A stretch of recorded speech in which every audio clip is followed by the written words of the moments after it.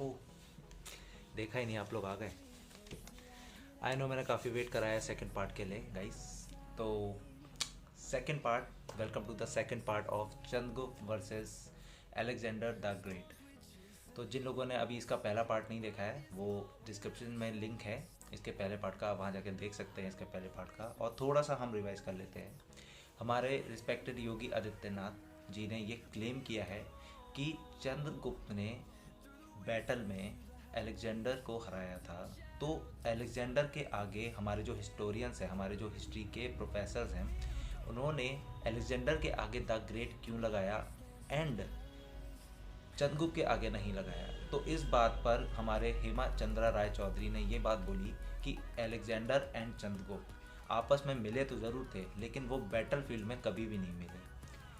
अब जो है बैटल फील्ड में नहीं मिले तो इसका मतलब वो ने लड़ाई कभी करी ही नहीं थी। चंद्रगुप्त जो है, क्या होता है कि धनानंद को हराने के लिए उसको चाहिए होती है आर्मी। तो वो जाके जो है अलेक्जेंडर से मिलता है चाणक्य के साथ कि वो उसकी हेल्प कर दे। लेकिन अलेक्जेंडर द ग्रेट बहुत ज़्यादा जो है ईगोइस्ट पर्सन होता है। वो चंद्रगुप्त को सीधा ये बात सुनकर मार देने की धमकी दे देता है कि अगर नंद डायनेस्टी का जो भी राजा बनेगा मैं उसको मार दूंगा।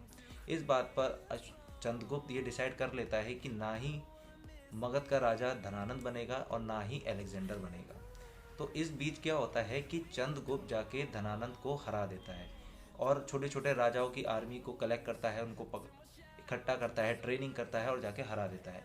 दूसरी ही साइड क्या होता है कि अलेक्जेंडर द ग्रेट जो होते हैं वो किसी वजह से जो है वापस जो है ग्रीक चले जाते हैं।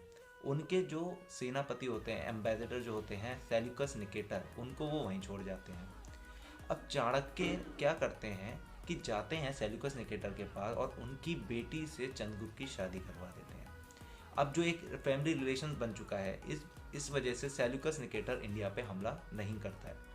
तो अब बात आ जाती है द ग्रेट कि अलेक्जेंडर के आगे द ग्रेट क्यों लगा हुआ है। हम सब जानते हैं कि चंद्रगुप्त के आगे नहीं लगता, बिंदुसार के आगे नहीं लगता, लेकिन अशोका द ग्रेट हम बोलते हैं।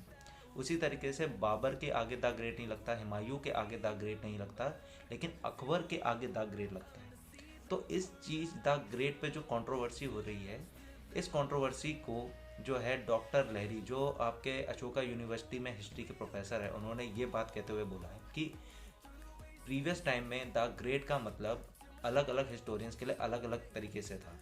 जैसे कि अगर आप मॉडर्न डायनेस्टी की बात करते हैं तो अशोक, देखिए एक तरीके से मैं समझाता हूँ। मान लीजिए आपका ग्राफ ऐसे ऊपर नीचे चल रहा है, ठीक है, ये और एक ग्राफ है बिल्कुल स्टेबल चल रहा है।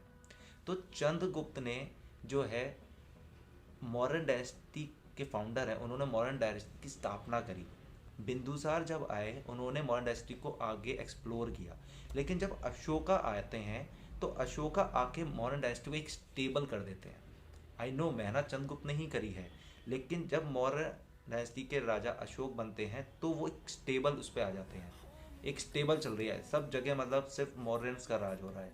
तो इस वजह से उनको अशोका द ग्रेट बोला गया है। उसी तरीके से जब बाबर आता है, बाबर फाउंड करता है मुगल अम्पायर को, स्थापना करता है, 4 वॉर्स हर कॉन्सिक्यूटिव ईयर्स पे लड़ता है वो, उसके बाद चला जाता है, मर जाता है। और फिर हुमायूं आते हैं, तो हुमायूं भी स्ट्रगल करते हैं। लेकिन जब आपके जो हैं अकबर आते हैं तो अकबर के टाइम पर जो मुगल अम्पायर होता है वो स्टेबल हो जाता है। तो इसलिए Akbar the great. I know मेहनत कोई कर रहा है, फ़ायदा कोई उठा रहा है, बट यही चीज़ है। और द ग्रेट कहने का ये एक और रीज़न ये भी है कि पहले के टाइम पर राजाओं ने कितनी वॉर्स जीती हैं, इस बात पे द ग्रेट बोला जाता है, उनकी क्रूएलिटी कितनी थी।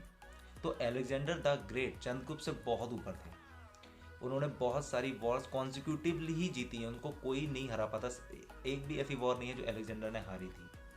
तो इस वजह से हमारे जो हिस्टोरियंस थे उन्होंने उस समय के लिए, उस टाइम के लिए द ग्रेट बोल दिया था। लेकिन अगर आप नोटिस करते हैं अकबर द ग्रेट के बाद जितने भी राजा हुए उनमें से किसी को भी द ग्रेट नहीं बोला गया, क्योंकि उसके बाद हिस्टोरियंस की जो मेंटेलिटी थी वो चेंज हो गई कि वो सिर्फ ये नहीं देख रहे हैं कि राजा कितनी वॉर्स जीत रहे हैं, वो ये भी देख रहे हैं कि राजा कैसे हैं, काइंड हार्टेड हैं, या फिर कैसे हैं लोगों, प्रजा उनको पसंद कर रही है कि नहीं कर रही है। तो ये रीज़न था द ग्रेट पे। तो अगर हम बात करते हैं क्लेम की, तो जो योगी आदित्यनाथ है उन्होंने ये क्लेम किया था कि चंद्रगुप्त ने अलेक्जेंडर द ग्रेट को वॉर में हराया था, और हिस्टोरियंस ने चंद्रगुप्त को द ग्रेट नहीं बोला।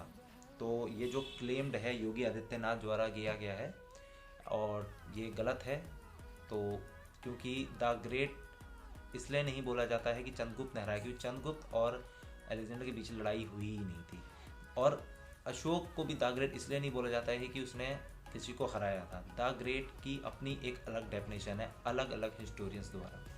कोई हिस्टोरियंस जब बुक्स लिखते हैं तो वो ये देखते हैं कि किसी राजा ने कितनी वॉर्स को जीता है। कोई हिस्टोरियंस जब बुक्स लिखते हैं तो वो ये देखते हैं कि कोई राजा ने कितना डेवलपमेंट किया है।